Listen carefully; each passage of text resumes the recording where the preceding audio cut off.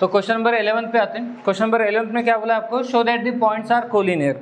आपको 3 पॉइंट्स दिए हैं और आपको ये शो करना है कि तीनों पॉइंट्स कैसे हैं, कोलिनियर है। कोलिनियर का मतलब क्या होता है, एक ही लाइन में होना, उसको बोला जाता है कोलिनियर। अब देखो होगा क्या, आपको ये शो करना है कि जो 3 पॉइंट्स दिए ये कोलिनियर है। तो कोलिनियर मतलब हम लोग फिलहाल इस ऑर्डर में मान के चलते कि यही ऑर्डर होगा, फिलहाल के लिए ऐसा अज्यूम कर लेते कि पहले ए होगा, फिर बी और फिर सी, ठीक है ना। इस तरीके से इस ऑर्डर में है, ऐसा मान लेते। जरूरी नहीं कि इसी ऑर्डर में हो, ए बी सी के बजाय बी सी ए बी हो सकता है, सी ए बी, किसी भी ऑर्डर में हो सकता है। फिलहाल हम लोग ऐसा ले रहे हैं कि ए बी सी इस ऑर्डर में ये पॉइंट है, ऐसा अज्यूम करके चल रहे हैं। तो होगा क्या, अब हमें तो ये डायग्रामेटिकली तो समझ में आ जाता है। अभी ये मैंने डायग्राम बना लिया, डायग्रामेटिकली समझ में आ गया कि तीनों पॉइंट कैसे हैं, कोलिनियर है। बट हमें शो करना है कि तीनों पॉइंट कोलिनियर है थ्योरेटिकल वे में। थ्योरेटिकली कैसे प्रूफ करें इसको, तो इसको ध्यान से देखो। अगर मैं बोलूँ आपके पास ए है और बी है, तो आप वेक्टर ए बी तो फाइंड आउट कर सकते हो, वेक्टर ए बी। तो चलो पहले vector A B find out कर लेते हैं। तो वेक्टर ए बी कैसे फाइंड आउट करते हैं, बी माइनस ए, तो 9 minus 3 6i, 8 minus 2 6j, minus 10 minus minus तो ये माइनस 6k, ये वेक्टर ए बी आ गया, समझा, वेक्टर ए बी आ गया। अब आप एक काम करो, वेक्टर ए बी मिल गए, vector B C find out कर लेते हैं। क्या फाइंड आउट करते हैं, वेक्टर बी सी। तो वेक्टर बी सी कैसे फाइंड आउट करेंगे, सी माइनस बी करके। तो माइनस 2 माइनस 9 माइनस 11i, ठीक है ना, सुन लो पहले, minus 3 minus 8 minus 11j, 1 minus of minus 10 plus 11k, ठीक है। हमने vector A B find out किया, vector B C find out किया। कोई चाहे तो वेक्टर ए सी भी फाइंड आउट कर सकता है, बट जरूरत नहीं गिरेगी आपको, वेक्टर ए सी भी निकाल सकते हो आप। तो वेक्टर ए सी क्या आएगा, वेक्टर ए सी क्या मिलेगा आपको, कैसे निकालेंगे, सी माइनस ए करके, C minus A, minus 2 minus 3 minus 5i, minus 3 minus 2 minus 5j, 1 minus of minus 4 plus 5k, ठीक है ना। ए बी ए सी और ए डी हमने फाइंड आउट कर लिया। अब देखो अप्रोच क्या रहेगा, कोलिनियर शो करने में अप्रोच क्या होगा। जैसे कि मान लो मेरे पास एक वेक्टर ये है, ए बी है, ये वेक्टर ए बी है, इस ए बी की कुछ लेंथ है, लेट्स से मान लो वो लेंथ है 2, वो लेंथ कितनी है, 2 है। और एक वेक्टर है बी सी, एक वेक्टर बी सी है और इसकी लेंथ मान लेते हैं कि 4 है, दोनों की डायरेक्शन सेम है, ऐसा अज्यूम करके चलते हैं। ए बी की जो लेंथ है वो 2 है और बी सी की जो लेंथ है वो 4 है, दोनों की डायरेक्शन कैसी है, सेम ही है। तो क्या मैं ऐसा बोल सकता हूँ क्या कि फिर ना वेक्टर बी सी जो है वो 2 टाइम्स होगा वेक्टर ए बी के। समझो बात को समझो, क्योंकि डायरेक्शन सेम है। इक्वल वेक्टर के लिए क्या चीजें सेम होनी चाहिए, डायरेक्शन के साथ मैग्नीट्यूड। अब यहाँ ए बी की मैग्नीट्यूड 2 है लेकिन बी सी की मैग्नीट्यूड 4 है, तो मैंने यहाँ क्या कर दिया, यहाँ बोल दिया कि जो बी सी है वो 2 टाइम्स है ए बी के, बी सी की वैल्यू 2 टाइम्स है ए बी के। जब हम लोग ऐसा लिखते हैं B C is equal to 2 times A B, तो इसमें हम लोग 2 चीज की गारंटी ले रहे हैं। पहली गारंटी कि दोनों की डायरेक्शन सेम होगी, दूसरी गारंटी ये ले रहे हैं कि जो बी सी की लेंथ है वो 2 टाइम्स है किसके, ए बी के। समझ में आ गया। तो फिर मैं इसको तो इक्वल बोल ही सकता हूँ ना, क्योंकि अब तो मैंने डायरेक्शन तो सेम पहले से थी, बी सी की लेंथ, और अब ए सी की, ए बी की लेंथ भी तो सेम हो गई, क्योंकि यहाँ पर क्या बोले कि बी सी जो है वो 2 टाइम्स है किसके, ए बी के। तो क्या ये दोनों इक्वल वेक्टर हो जाएंगे, हो जाएंगे क्या, दोनों मतलब कौन, बी सी और 2 टाइम्स ए बी। समझो यहाँ तक। अगर मैं ये बोल पा रहा हूँ कि बी सी और 2 टाइम्स ए बी इक्वल है, और इनमें खास बात क्या है कि बी दोनों में आ रहा है, मतलब बी इनका कॉमन पॉइंट होगा, बी क्या होगा, कॉमन पॉइंट होगा। तो कॉमन पॉइंट होगा तो वो इस तरीके से ही हो सकते हैं फिर ए बी और बी सी। अगर मैं आपको बोलूं आपके पास 3 पॉइंट है, point A, point B, point C, 3 point है आपके पास। कितने पॉइंट है, 3 पॉइंट है। 3 पॉइंट से 2 वेक्टर बनाओ और वो पैरेलल बनने चाहिए, पैरेलल की बात हो रही है। 3 पॉइंट है आपके पास, 2 वेक्टर बनाओ और वो पैरेलल बनने चाहिए। बना सकते हो क्या, 3 पॉइंट से 2 वेक्टर बनाने हैं, वो दोनों पैरेलल होने चाहिए। तो आपके पास बस एक ही तरीका है, आप ए बी ऐसे बना लोगे और फिर आगे बी सी बना लोगे। और जब आप इस तरीके से बना रहे हो तो आप ये बात तो गारंटी ले रहे हो ना कि हाँ ए बी सी फिर एक ही लाइन में आएंगे करके। आप ऐसे नहीं बना सकते कि बी सी और इधर मैंने ए बी और इधर मैंने बी सी बना लिया, ऐसा बनाएंगे क्या? बी पॉइंट तो एक ही जगह रहेगा ना, दो अलग अलग जगह कैसे हो सकता है बी पॉइंट? बात समझ में आ रही है मैं क्या बोलना चाहता हूँ? तो अगर हम लोग एक रिलेशन क्रिएट कर पा रहे हैं, 3 पॉइंट से 2 वेक्टर बनेंगे, 3 पॉइंट से 2 वेक्टर बनेंगे और हम लोग एक रिलेशन बना पा रहे कि देखो यहाँ ना बी सी जो है 2 टाइम्स है ए बी, या फिर ऐसा भी हो सकता था कि ए बी 3/2 टाइम्स है ए सी के। देखो अगर ऐसा रिलेशन बन गया A B is equals to 3/2 A C, तो इन दोनों में कॉमन पॉइंट कौन सा है? ए है। तो वेक्टर फिर कुछ ऐसा होगा, एक ये ए बी इधर और फिर ए से ही शुरुआत करना है तो फिर ये ए सी इधर होगा। समझा क्या? बात समझ में आई? हालांकि यहाँ पे फिर नेगेटिव लगेगा डायरेक्शन सेम बनाने के लिए, बट ओवरऑल इस टॉपिक में मैं आपको ये समझाना चाहता हूँ कि अगर आपके पास 3 पॉइंट है, अगर आपके पास 3 पॉइंट है तो आप 3 पॉइंट से क्या करो, 2 वेक्टर बनाओ। 3 पॉइंट से 2 वेक्टर बनाओ और देखो क्या उन दोनों वेक्टर का आपस में कुछ रिलेशन बन रहा है क्या। जैसे यहाँ पे वैसे तो हमने 3 पॉइंट से 3 वेक्टर बना लिए, बट अगर आप कोई 2 भी चूज करते, पहला और दूसरा भी चूज करते, देखो इसमें अगर मैं मॉडिफिकेशन करता हूँ, क्या मॉडिफिकेशन कर रहा हूँ? देखो ए बी तो है मेरे पास 6i + 6j - 6k। B C को ध्यान से देखो, बी सी में से मैं क्या कर रहा हूँ ना, -11 कॉमन निकाल रहा हूँ। ठीक है, बी सी में से क्या कर रहा हूँ, -11 कॉमन। हालांकि टॉपिक बहुत सिंपल है, बट जब हम लोग पहली बार कोलिनियर का सवाल लेते हो तो ऐसा लगता है कि बहुत डिफिकल्ट टॉपिक पढ़ रहे हैं। ऐसा कुछ भी नहीं है, सिर्फ आपके कंसेप्ट क्लियर होने चाहिए। ठीक है, तो बी सी में से हम लोग क्या करेंगे, -11 को कॉमन निकालेंगे। जैसे ही -11 कॉमन निकलेगा, -11 कॉमन निकलेगा तो यहाँ पे क्या मिलेगा, i + j - k। ये समझा? अब मैं क्या कर रहा हूँ, दोनों तरफ 6 से मल्टीप्लाई कर रहा हूँ, तो ये बन गया 6bc और इधर भी 6 से मल्टीप्लाइड होगा, लेकिन वो 6 को मैंने अंदर लेके गया, तो ये बन गया 6i + 6j - 6k। दोनों तरफ 6 से मल्टीप्लाई किया और ये 6 को अंदर मल्टीप्लाई कर दिया। इससे क्या फायदा हो गया, तो 6 times bc is equal to -11 times, इसको ध्यान से देखो, ये आपका ए बी है क्या, 6i + 6j ये क्या है आपका ए बी हो गया। ठीक है, तो आप यहाँ से ऐसा भी बोल सकते हो कि B C is equal to -11 times by 6 A B. समझा? तो ये देखो, ये रिलेशन ही तो बना है ना, बनाया क्या, एक रिलेशन हमने जनरेट किया, किसके बीच में, बी सी और ए बी के बीच में रिलेशन जनरेट किया। क्या रिलेशन जनरेट किया कि बी सी जो है वो -11/6 टाइम्स है किसके, ए बी के। दोनों में कॉमन पॉइंट आपको दिखाई दे रहा है, कौन सा कॉमन पॉइंट है, ए नहीं सॉरी बी, दोनों में कॉमन पॉइंट है बी। तो अगर ये बी सी की बात हो रही है तो बी यहाँ पे इनिशियल पॉइंट होगा, बी सी में बी क्या होगा, इनिशियल पॉइंट। और यहाँ ए बी की बात हो रही है तो बी कौन सा पॉइंट होगा, टर्मिनल पॉइंट होगा। तो ये ए बी बन गया। समझा?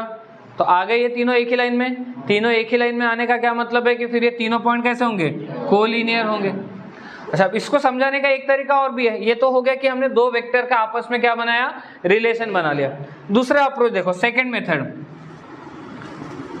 ये फर्स्ट मेथड होगी आपकी कि अगर आपको 3 पॉइंट दिए हैं और आपको ये शो करना है कि तीनों पॉइंट कैसे हैं, कोलिनियर है, तो क्या करो, 3 पॉइंट से आप कोई भी 2 वेक्टर बना। देखो यहाँ पे ये तीसरे की जरूरत नहीं गिरी, तीसरे की जरूरत गिरी क्या, नहीं, आपने पहले दोनों का यूज करके शो कर दिया। आप चाहो तो दूसरे और तीसरे का भी यूज कर सकते हो, आप चाहो तो पहले और तीसरे का भी यूज कर सकते हो। आपको बेसिकली करना क्या है वो समझो। आपके पास जो 2 वेक्टर आएंगे उनका आपस में रिलेशन बनाना है कि एक वेक्टर दूसरे के साथ किसी नंबर के थ्रू क्या हो रहा होगा, कनेक्ट हो रहा होगा। जैसे यहाँ पे BC जो है AB के साथ इस नंबर के थ्रू क्या हो रहा है, कनेक्ट हो रहा है। तो हम लोग यहाँ पे यही तो बोल रहे हैं ना कि BC जो है वो -11/6 टाइम्स है किसके, AB के। और जब हम इसको ड्रॉ करने जा रहे हैं तो हमें पता चला कि B तो दोनों में कॉमन पॉइंट है। यहाँ BC है मतलब B इनिशियल पॉइंट होगा और यहाँ पे AB है मतलब A इनिशियल पॉइंट होगा। तो ये तो एक ही लाइन में आ जाएंगे। एक लाइन में आने का मतलब ये तीनों पॉइंट कैसे है, कोलिनियर है। पहला अप्रोच समझ में आया। इसमें कोई प्रॉब्लम किसी को? सेकंड अप्रोच देखो, सेकंड अप्रोच सबसे इजी अप्रोच है। अगर आप ए बी और ए सी के कंपोनेंट को देखो, ए बी और ए सी के कंपोनेंट देखो, तो मैं ए बी के कंपोनेंट को बोल देता हूं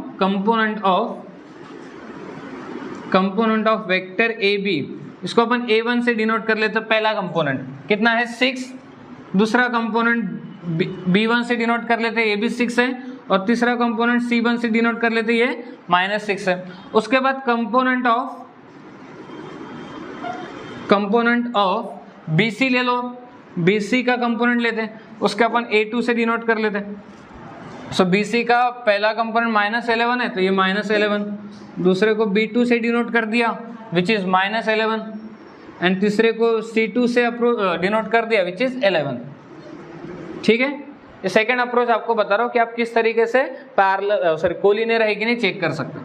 अब इनका रेशो देखो आप, A1/A2 कितना आएगा 6/-11 यानी -6/11। B1/B2 देखो, B1/B2 6/-11 यानी -6/11 ही आएगा, और फिर C1/C2 -6/11, यानी यहाँ से हमें ये समझ में आ गया कि अच्छा A1/A2 ये इक्वल में है B1/B2, ये इक्वल में है C1/C2। तो जहाँ पे ये कंडीशन सेटिस्फाइड हो गई तब भी आप बोल सकते हो कि ये क्या है, कोलिनियर। अच्छा, ये कोलिनियर के लिए भी है, पैरेलल के लिए भी है। यही कंडीशन कोलिनियर के लिए भी रहेगी और पैरेलल के लिए भी रहेगी, क्योंकि अभी तो अपने पास 3 पॉइंट थे। अच्छा, हमने ये पढ़ा है ना ऑलरेडी कि वेक्टर में कोलिनियर और पैरेलल एक ही बात होती है, अलग अलग बात ही नहीं होती। कोई पैरेलल शो करने के लिए बोलो या कोई कोलिनियर शो करने के लिए बोलो। हालांकि पॉइंट कभी पैरेलल बोला नहीं जाएगा कि show that the points are parallel, points कभी पैरेलल शो करने के लिए नहीं बोला जाएगा, पॉइंट्स हमेशा कोलिनियर शो करने के लिए बोला जाएगा।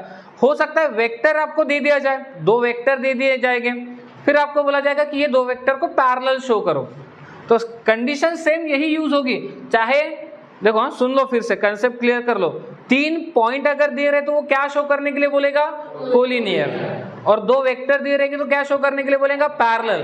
अप्रोच सेम ही है, चाहे 2 वेक्टर दे दो तो उनका भी आपस में कुछ रिलेशन बनना चाहिए या उनके कंपोनेंट का रेशो सेम आना चाहिए, मतलब वो 2 वेक्टर पैरेलल है।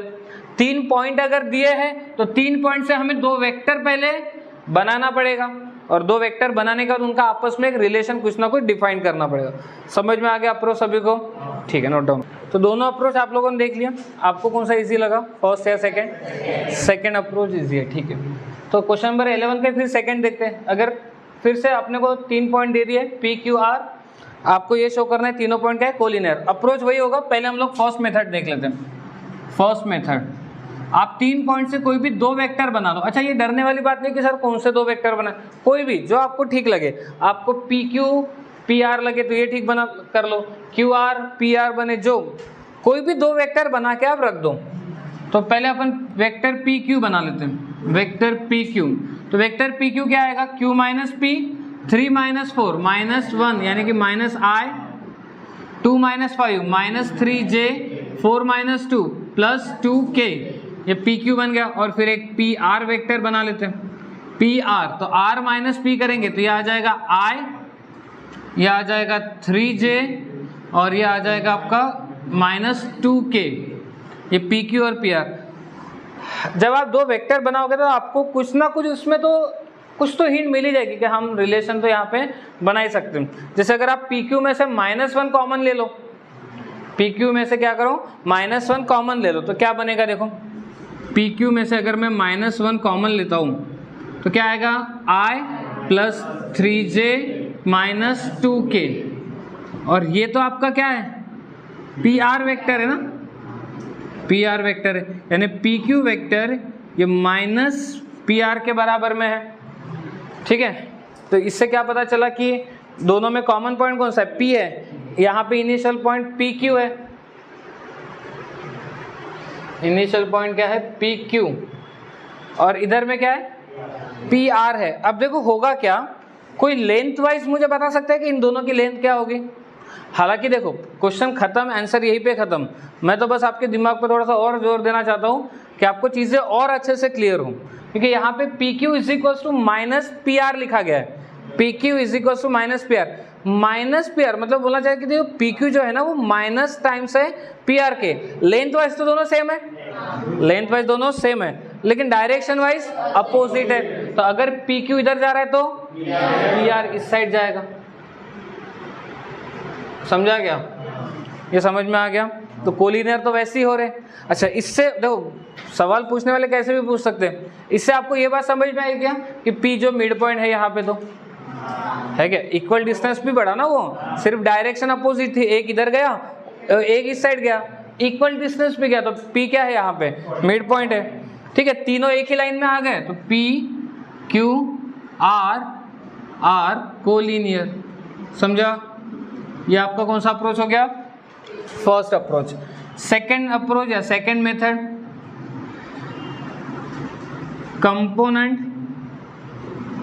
Component of vector P Q. Vector P Q के कंपोनेंट क्या है? -1 -3 2 और component of vector P R. P R के कंपोनेंट देखो, A2 कितना है 1, B2 कितना है 3, C2 कितना है -2। ठीक है, तो हमने कंपोनेंट पता कर लिया। अब इनका रेशो देखते हैं। तो A1/A2 कितना आएगा? -1/1, तो ये तो -1 ही आएगा। B1/B2 ये -1 आ रहा है, और C1/C2 ये भी -1 आ रहा है। तो इससे पता चल गया A1/A2 is equals to B1/B2 is equals to C1/C2। तो इससे क्या क्लियर हो गया कि हाँ ये दोनों वेक्टर क्या है? कोलिनियर है। दो वेक्टर कोलिनियर, और उन दोनों में अगर एक पॉइंट कॉमन होगा, जैसे यहाँ पे पी क्यू और पी आर क्या है? पैरेलल वेक्टर बने, लेकिन उनमें पी और क्यू पी पॉइंट कैसा है? कॉमन है। तो पैरेलल तो है लेकिन एक ही लाइन में है। एक लाइन में मतलब वहाँ से 3 पॉइंट कोलिनियर है। कंसेप्ट समझ में आया क्या? पक्का? कोई डाउट इसमें? लास्ट क्लास में हम लोगों ने एक्सरसाइज को कंप्लीट कर लिया, ठीक है। आपको बस प्रैक्टिस करने की ज़रूरत है, और स्पेशली उसमें जो ट्रायंगल लॉ जहाँ यूज़ हो रहा है उन सवालों को, ठीक। इसके बाद जो चीज़ें आने वाली है, एक टॉपिक काफ़ी सिंपल है, बट अगेन कंसेप्ट अगर क्लियर है तो ही अपन सवाल कर पाएंगे, ठीक। तो कंसेप्ट क्लियर करने की कोशिश करो।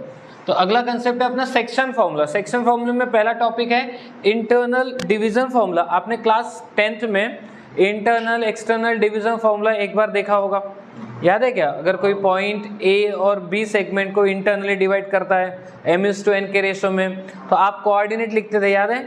mx2 प्लस nx1 ऐसा कुछ होता था, बट वो कोऑर्डिनेट के फॉर्म में होता था फॉर्मूला। अभी हमें जो फॉर्मूला डिस्कस करना है वो वेक्टर के फॉर्म में डिस्कस करना है। तो टॉपिक क्या कहता है, या स्टेटमेंट पहले पढ़ लेते हैं। ये कह रहे हैं कि A and B are position vector, P dot V का मतलब होता है position vector of the end points of segment AB, and if point R divide segment AB internally in the ratio m/n, then vector R is equals to m vector B plus n vector A upon m plus n। अब क्या कहता है पहले समझ लो अच्छे से, क्योंकि इसका प्रूफ बोर्ड एग्जाम में भी आता है। ये जो प्रूफ अपन करने वाले हैं ये बोर्ड एग्जाम में भी आता है प्रूफ करने के लिए, इस वजह से इसको अच्छे से समझो, ठीक है। तो क्या कहना चाहता है स्टेटमेंट कि आपके पास एक सेगमेंट ए बी है, ए का पोजीशन वेक्टर क्या है? वेक्टर ए है।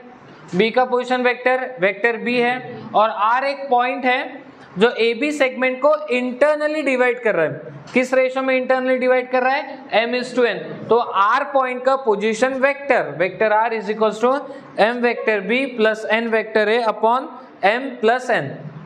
तो देखते हैं कि प्रूफ क्या कहता है। सबसे पहले एक सेगमेंट ले लेते हैं। यह है अपने पास सेगमेंट ए बी।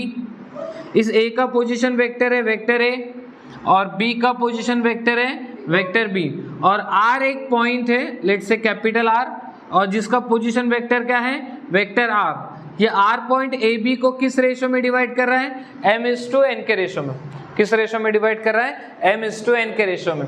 अच्छा, इसकी जो डायरेक्शन रहेगी, हमने ए से बी बनाया है तो डायरेक्शन रहेगी ए से बी।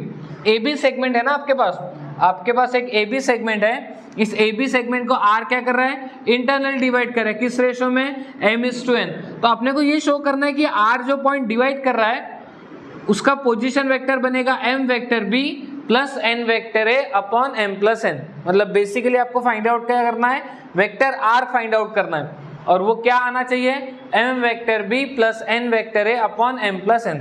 तो देखो शुरुआत कैसी करेंगे इसकी, तो देखो a से b को r डिवाइड कर रहा है किस रेशो में, m/n। पहली बात तो ये रेशो का कंसेप्ट ही नहीं समझ में आता है बहुत से बच्चों को। जैसे मान लो मेरे पास एक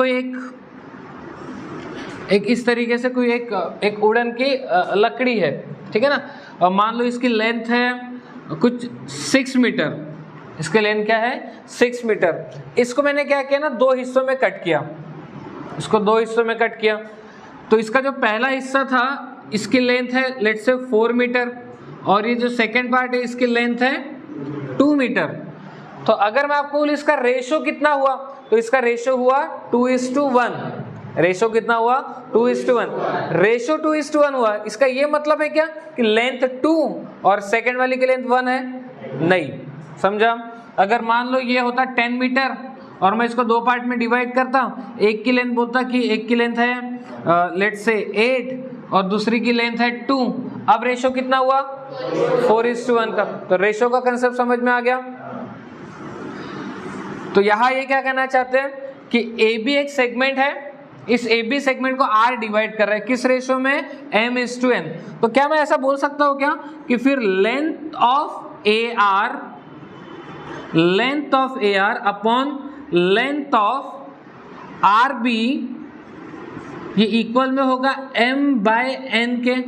समझो फिर से, एक अपने पास ये वुडन की स्लेट है, वो लकड़ी है ए बी, मान लो ये 10 मीटर की है और इसको मैंने 2 पार्ट में कट कर दिया।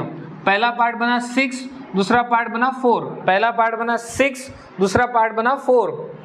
तो अगर मैं देखूँ तो लेंथ ऑफ, इसको मैं C नाम देता हूँ, length of AC upon length of CB, इनकी जो लेंथ है ये 3:2 आ रही है। लेंथ का रेशो कितना आ रहा है, 3:2। समझा क्या। तो आप ये मत समझो कि सर यहाँ पे m और n रेशो, इसका मतलब a से r की लेंथ m नहीं है। a से r की लेंथ m है क्या, नहीं है। ये तो रेशो दिया, ये लेंथ कुछ भी हो सकती है। बात समझ में आ रही है क्या आपको, ठीक है। जैसे यहाँ पे AC और CB के लेंथ का रेशो कितना आ रहा है, 3/2। बट क्या AC की लेंथ 3 है क्या, नहीं, AC की लेंथ तो 6 थी ना, और CB की लेंथ कितनी थी, 4/3। तो रेशो का कंसेप्ट समझा। तो क्या यहाँ पे ये बोलना करेक्ट रहेगा कि length of AR upon length of RB is equal to m/n। इसमें कोई प्रॉब्लम किसी को, ठीक है। अच्छा, आपको पता है लेंथ को हम लोग ऐसे भी डिनोट कर सकते हैं, मॉड ऑफ AR। मॉड का मतलब क्या होता है, मैग्नीट्यूड। मैग्नीट्यूड का मतलब क्या होता है, लेंथ। तो लेंथ ऑफ AR को एक और तरीके से लिखा जा सकता है, mod of AR, mod of AR या मॉड ऑफ वेक्टर AR। मतलब ये क्या बोलना चाहते हैं, वेक्टर AR की लेंथ। और इसी चीज को ऐसे भी ले सकता हूं, मॉड ऑफ वेक्टर RB लिख सकता हूं क्या, mod of vector AR upon mod of vector RB। मतलब इसी चीज को मैंने मॉड के फॉर्म में लिखा है। कोई प्रॉब्लम किसी को, ये लेंथ है और ये भी लेंथ है, सिर्फ लिखने का तरीका अलग है। m/n, या तो कोई प्रॉब्लम। अब इसके बाद हम लोग यहाँ करेंगे क्रॉस मल्टीप्लाई। तो क्रॉस मल्टीप्लाई करने पे ये होगा n into mod of vector AR equals to m into mod of vector RB, ठीक है ना। n into mod of vector AR is equals to m into mod of vector RB। अब यहाँ हम लोग क्या करने वाले हैं ना, मैं दोनों तरफ यूनिट वेक्टर से मल्टीप्लाई करने वाले हूँ। अब ये यूनिट वेक्टर का क्या रोल है, आपको पता होगा कि यूनिट वेक्टर डायरेक्शन प्रोवाइड करता है। तो हम लोग क्या करेंगे ना, दोनों तरफ यूनिट वेक्टर से मल्टीप्लाई करेंगे। वेक्टर AR और वेक्टर RB को यूनिट वेक्टर से मल्टीप्लाई करने वाले। तो देखो वेक्टर AR और वेक्टर RB दोनों की डायरेक्शन सेम है, ठीक है। तो मैंने क्या किया, सेम डायरेक्शन वाले यूनिट वेक्टर से दोनों को मल्टीप्लाई कर दिया। तो यहाँ हम लोग लिखेंगे multiply both side with unit vector, multiply both side with unit vector having same direction,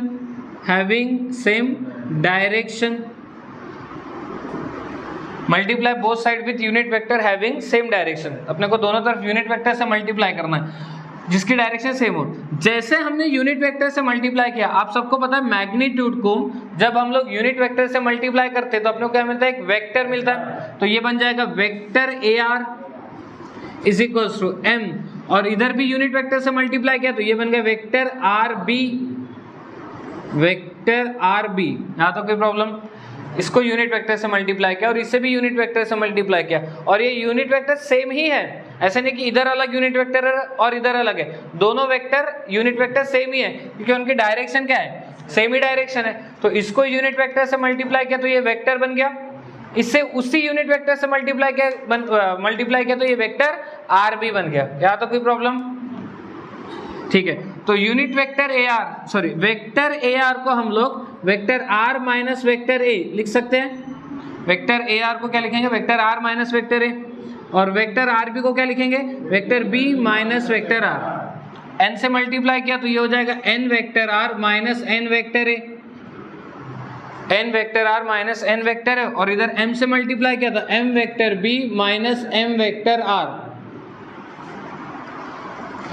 अब एक काम करते हैं, इस माइनस m वेक्टर R को इधर शिफ्ट करते हैं और माइनस n वेक्टर A को उधर लेके जाते हैं। तो ये n वेक्टर R, ये जब इस साइड आएगा तो plus m vector R equals to m vector B, और ये इस साइड गया तो प्लस n वेक्टर A। यहाँ से देखो वेक्टर R कॉमन निकल रहा है, वेक्टर R कॉमन तो क्या बचेगा n प्लस m, उसको m प्लस n भी लिख सकते हैं, m vector B plus n vector A, और फिर इस m प्लस n को शिफ्ट कर देते हैं। So vector R is equals to m vector B plus n vector A upon m plus n। ये आपको मिल गया पॉइंट R का पोजीशन वेक्टर। ये पॉइंट वही है जो AB को क्या कर रहा है, इंटरनली डिवाइड कर रहा है, किस रेशो में, m:n। अच्छा, इसमें ध्यान याद कैसे रखना है, बहुत से बच्चे कंफ्यूज, क्रॉस में जाना है आपको, m के साथ वेक्टर B प्लस n के साथ vector A, m vector B plus n vector A upon m plus n। ठीक है, तो ये इसका प्रूफ है। बोर्ड एग्जाम में भी ये प्रूफ काफी बार पूछा गया इससे पहले, इसलिए इंपॉर्टेंट है। न्यूमेरिकल भी काफी इस पे पूछे जाते हैं, तो नोट डाउन कर लो। ठीक, तो सेकंड थ्योरम क्या कहता है, एक्सटर्नल डिवीजन फॉर्मूला। ठीक है, ये लगभग इंटरनल डिवीजन फॉर्मूले के जैसा ही है। फर्क इतना है कि वहां पे जो पॉइंट डिवाइड कर रहा है वो इंटरनल में है, और यहाँ जो पॉइंट डिवाइड करेगा वो एक्सटर्नल में। तो इस तरीके से कुछ स्टेटमेंट लिखा रहेगा। फॉर्मूला भी अगर आप नोटिस करो तो फॉर्मूला भी लगभग सेम ही है, सिर्फ प्लस के जगह पे माइनस आके। ठीक है, तो इसका भी प्रूफ देख लो, ध्यान से समझ लो, क्योंकि चांसेस बहुत ज़्यादा है इनका बोर्ड एग्जाम में आने के। क्या नहीं, बोर्ड एग्जाम में कोई एक ही पूछेगा, स्टेटमेंट लिखा रहेगा, इस तरीके का स्टेटमेंट लिखा रहेगा, ये प्रूफ करना होगा। या तो एक्सटर्नल के लिए पूछा जा सकता है या तो फिर इंटरनल के लिए। ये बोर्ड एग्जाम के पॉइंट ऑफ व्यू से बता रहा हूँ मैं आपको। तो स्टेटमेंट वही है लगभग, पॉइंट ए और पॉइंट बी एक सेगमेंट के एंड पॉइंट्स हैं। अपन डायग्राम भी बना लेते हैं। जैसे मान लो ये सेगमेंट आपको दिया है, ये सेगमेंट है ए बी सेगमेंट है। ए का पोजीशन वेक्टर है वेक्टर ए, बी का पोजीशन वेक्टर है वेक्टर बी। यहाँ कहीं तो भी एक्सटर्नल में एक पॉइंट है, पॉइंट आर एक्सटर्नल में है, ये आपका सेगमेंट ए बी हो गया, ये सेगमेंट ए बी है, और पॉइंट आर जो है ये एक्सटर्नल है, मतलब इस सेगमेंट से बाहर कहीं है।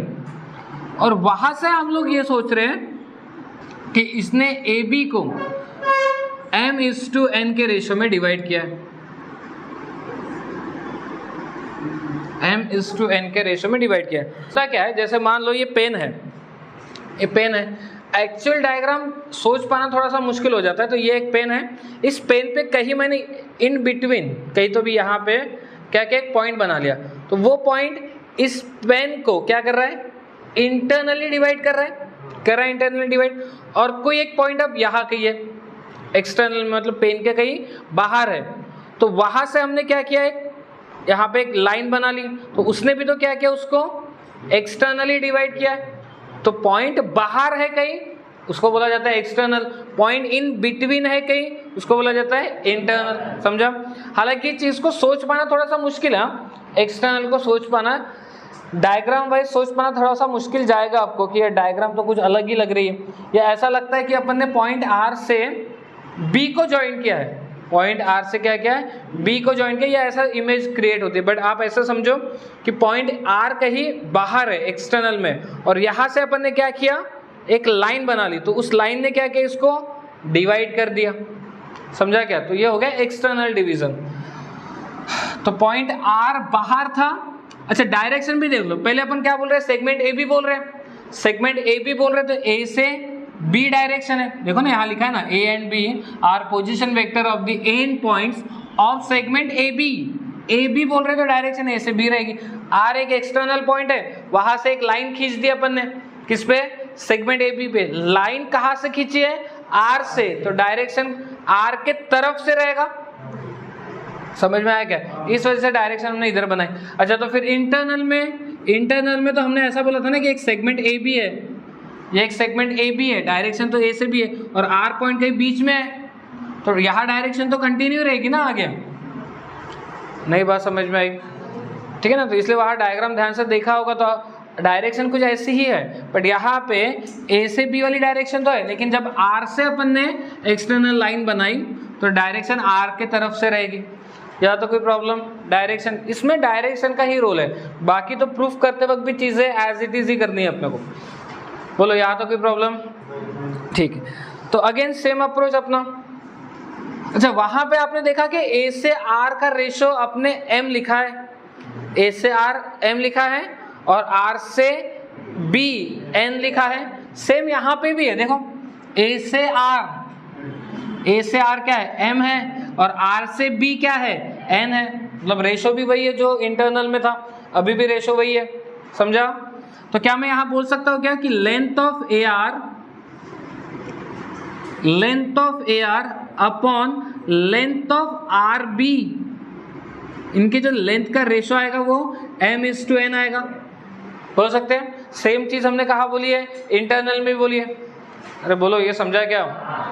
ठीक है, अब इसी लेंथ ऑफ ए आर को हम लोग वेक्टर के फॉर्म में, लेंथ ऑफ ए आर को ऐसे लिख सकते हैं, mod of vector A R, ये भी तो लेंथ ही है ना, और लेंथ ऑफ आर बी को mod of vector R B is equals to m by n।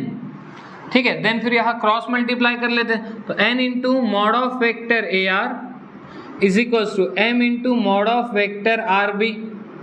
इस तरीके से कर लिया। अब इसके बाद की स्टेप पता है आपको, इंटरनल में हमने मल्टीप्लाई किया किससे, यूनिट वेक्टर से। बट प्रॉब्लम वहां पे क्या थी कि दोनों की डायरेक्शन सेम थी, बट यहाँ नहीं है ऐसा। आप जब ए आर को मल्टीप्लाई करोगे यूनिट वेक्टर से और आर बी को मल्टीप्लाई करोगे यूनिट वेक्टर से, तो दोनों की डायरेक्शन एग्जैक्टली अपोजिट है। तो अगर आप इधर किसी यूनिट वेक्टर से मल्टीप्लाई कर रहे हो तो इस साइड आपको उसके निगेटिव यूनिट वेक्टर से मल्टीप्लाई करना होगा। बात समझ में आ रही है क्या? फिर से समझो, अच्छे से दिमाग में बिठा लो। तो ये बहुत कंफ्यूजन होता है बच्चों में, वो रट लेते चीज़ों को, और रटने के बाद फिर तो हालत तो पता है रटने के बाद क्या होती है, समझना तो कुछ आता नहीं है, बस रट्टा मार लो और वो सॉल्व कर लो। तो देखो, हम लोग दोनों तरफ किससे मल्टीप्लाई करेंगे? ये बात तो 100% सच है कि अपन यूनिट वेक्टर से मल्टीप्लाई करने वाले हैं, बट वहां जो जिस यूनिट वेक्टर से मल्टीप्लाई किया था, दोनों तरफ यूनिट वेक्टर से मल्टीप्लाई किया था और दोनों की डायरेक्शन सेम थी, यानी कि हमने सेम यूनिट वेक्टर से मल्टीप्लाई किया। बट यहाँ पे डायरेक्शन मेरी ए से आर के तरफ है। अगर मैं इस यूनिट वेक्टर, इधर मैग्नेट को जिस यूनिट वेक्टर से मल्टीप्लाई करने वाला उसकी डायरेक्शन ए से आर है, और इधर जिस यूनिट वेक्टर से मल्टीप्लाई करने वाला उसकी डायरेक्शन आर से बी है, यानी एग्जैक्टली अपोजिट है। तो अगर मैं यूनिट वेक्टर, मान लो यूनिट वेक्टर एन से मल्टीप्लाई इधर कर रहा हूं, तो इधर किससे करना होगा? माइनस यूनिट वेक्टर एन से मल्टीप्लाई करना होगा। समझा क्या? आप ये नहीं बोल सकते कि सर इधर जिस यूनिट वेक्टर से मल्टीप्लाई किया उसी से इधर भी कर लो, नहीं, क्योंकि डायरेक्शन सेम नहीं है। तो इधर जिस यूनिट वेक्टर से मल्टीप्लाई किया एग्जैक्टली उसके नेगेटिव वाले से करना पड़ेगा। अपोजिट नेगेटिव वेक्टर का कंसेप्ट पता है? अगर इस इधर वाली डायरेक्शन यूनिट वेक्टर ए है तो इधर वाली डायरेक्शन क्या होगी? Negative unit vector A. समझ में आ रही बात? पक्का कि और समझाऊं? समझ में आ गया? ठीक है, तो अब अपन क्या करेंगे, multiply both side with unit vector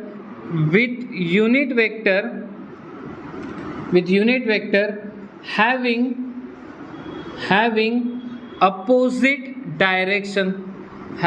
opposite direction। अपन ने क्या किया, दोनों तरफ यूनिट वेक्टर से मल्टीप्लाई कर दिया जिनके डायरेक्शन कैसे अपोजिट है। तो ये तो बन गया आपका वेक्टर ए आर, और ये आ जाएगा minus M vector R B. कोई प्रॉब्लम? ये माइनस कहाँ से आया, समझा?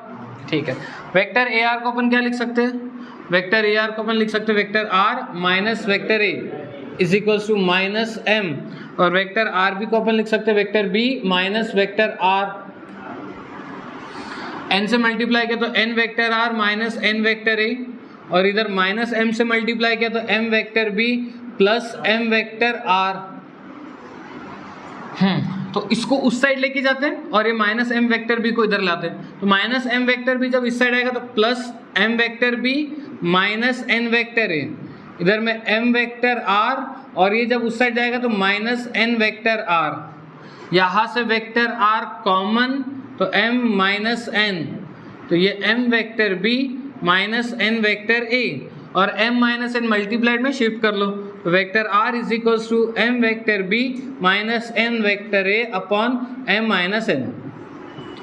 तो प्रूफ इसका काफ़ी सिंपल है, बस आपको इंटरनल यहाँ तक तो मुझे नहीं लगता अगर आपको कोई प्रॉब्लम जानी चाहिए, यहाँ से यहाँ तक बस ये एक स्टेप क्लियर होनी चाहिए कि उधर q प्लस नहीं लगा, उधर q प्लस लगा है और इधर q माइनस लगा है, और बाद में तो आपका कैलकुलेशन पार्ट है, समझा? ठीक है, देखो नंबर 3 सेंट्रॉइड फॉर्मूला। वैसे इसका प्रूफ तो कभी आया नहीं है बोर्ड एग्जाम में, फिर भी देख लो क्योंकि अभी सब कुछ चेंज हो रहा है, सब नया आ रहा है, तो कुछ बता नहीं सकते हम। तो सेंट्रॉइड फॉर्मूला, सेंट्रॉइड वर्ड सुना है?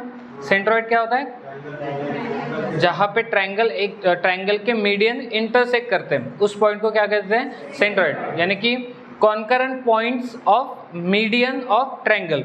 जो ट्रायंगल के मीडियन होते हैं उनका जो कॉन्करेंट पॉइंट होता है, कॉन्करेंट का मतलब समझ में आता है जहाँ पे दो या दो से ज़्यादा लाइन इंटरसेक्ट कर जाए सेम पॉइंट पे, उसी पॉइंट को क्या कहते हैं? Concurrent point.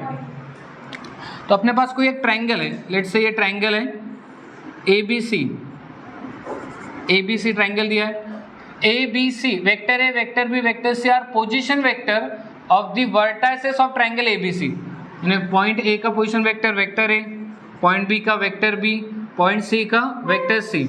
अब ए से एक मीडियन बना ली, लेट्स से AD, बी से एक मीडियन बना ली BE, और सी से एक मीडियन बना ली CF, और ये ट्रायंगल के तीनों मीडियन एक ही पॉइंट पे इंटरसेक्ट करते हैं, इसी को कहते हैं कॉन्करेंट पॉइंट, और इस पॉइंट को नाम दिया गया है सेंट्रॉइड। ठीक है, G नाम दिया है और सेंट्रॉइड बोलते हैं उसको। ठीक है, और G का पोजीशन वेक्टर है वेक्टर G का पोजीशन वेक्टर क्या होता है? Vector G। तो आपको ये प्रूफ करना है कि जो वेक्टर G है ये vector A plus vector B plus vector C divided by 3 आता है करके।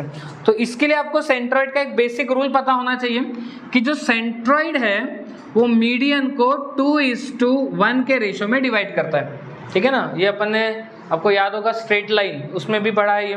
ठीक है ना, तो सेंट्रॉइड जो है वो ABE को किस रेशो में डिवाइड कर रहा है? 2:1। वैसे ही यही सेंट्रॉइड आपका AD को भी 2:1 के रेशो में डिवाइड करेगा, और यही सेंट्रॉइड आपका CF का 2:1 के रेशो में डिवाइड करेगा। तो मैं फिलहाल यहाँ ऐसा बोल देता हूँ कि G divides AD internally, G divides AD internally in the ratio 2:1। G जो है वो AD को किस रेशो में डिवाइड कर रहा है? 2:1 के रेशो में। ध्यान से देख लो, AD ये AD है, ये आपका AD, ये G क्या कर रहा है? इसको 2:1 के रेशो में डिवाइड कर रहा है। तो क्या मैं यहाँ पे इंटरनल डिवीजन फॉर्मूला लगा सकता हूँ? लगा सकता हो क्या? तो इंटरनल डिवीजन फॉर्मूला क्या कहता है कि vector G is equals to 2 times vector D plus 1 times vector A upon 2 + 1। तो वेक्टर जी हो जाएगा आपका 2 vector D plus vector A upon 3 आ जाएगा। क्या तो कोई प्रॉब्लम? इसको इक्वेशन नंबर 1 देके रख दो। अच्छा एडी क्या है? मीडियन है। एडी आपका मीडियन है, तो डी को बोला जाता है mid point of segment BC. D क्या हो जाएगा आपका? मिड पॉइंट हो जाएगा। So D is mid point, D is mid point of BC. D क्या है? बीसी का मिड पॉइंट। तो डी का पोजीशन वेक्टर आएगा vector B plus vector C divided by 2। ठीक है, अब ये कैसे आया? ये मिड पॉइंट फॉर्मूला भी देख लेते हैं एक बार। साइड में मैं मिड पॉइंट फॉर्मूला भी आपको एक्सप्लेन कर देता हूँ। जैसे मान लो आपके पास ये है बी सी, ये बी सी है, बी का पोजीशन वेक्टर वेक्टर बी, सी का पोजीशन वेक्टर वेक्टर सी, और यहाँ डी क्या है? एग्जैक्टली इसका मिड पॉइंट है, इसका पोजीशन वेक्टर है वेक्टर डी। अच्छा मिड पॉइंट है मतलब रेशो सेम होंगे। मिड पॉइंट है मतलब रेशो सेम, तो इसको मैं बोल सकता हूँ रेशो 1:1 है करके।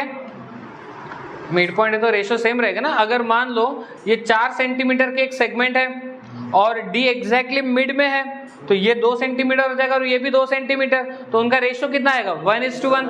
तो क्या मैं यहाँ पे इंटरनल डिवीजन फॉर्मूला लगा सकता हूँ? अगर मैं इंटरनल डिवीजन फॉर्मूला लगाऊँ तो vector D is equal to 1 vector C यानी कि vector C plus 1 vector B यानी कि वेक्टर बी अपॉन 1 + 1 2। समझा? तो डी क्या था? बीसी का मिड पॉइंट था, तो vector D is equal to क्या बना? Vector B plus vector C by 2, vector B plus vector C by 2। समझा क्या ये? तो ये आपका मिड पॉइंट फॉर्मूला भी है, मिड पॉइंट फॉर्मूला। इस वेक्टर डी को अब हम रखेंगे इक्वेशन नंबर 1 में। वेक्टर डी केवल कहाँ रखने वाले? इक्वेशन 1 में। तो यहां से आपको वेक्टर जी इक्वल टू मिल जाएगा, वेक्टर जी इक्वल टू आएगा 2 वेक्टर डी। वेक्टर डी क्या है? B plus C by 2 plus vector A upon 3। समझाएगा? ये वेक्टर डी को उठा के यहाँ रखा है, तो 2 वेक्टर डी है B plus C by 2 plus A upon 3। यहाँ से क्या होगा? ये 2 2 कैंसल, ये हो जाएगा b plus C plus A, तो उसको ऐसे भी लिख सकते हैं a plus B plus C by 3। तो ये आ गया आपका सेंट्रॉइड फॉर्मूला। ठीक है, तो याद रखने वाले तो ऐसे याद रख लो कि ट्रायंगल के जो वर्टेक्स है a b c उनको ऊपर लिखना है vector a plus vector b plus vector c divided by 3। समझा? तो ये आपका सेंट्रॉइड फॉर्मूला हो गया, और साथ ही साथ मैंने आपको मिड पॉइंट फॉर्मूला भी एक्सप्लेन कर दिया। चलो नोट डाउन करो।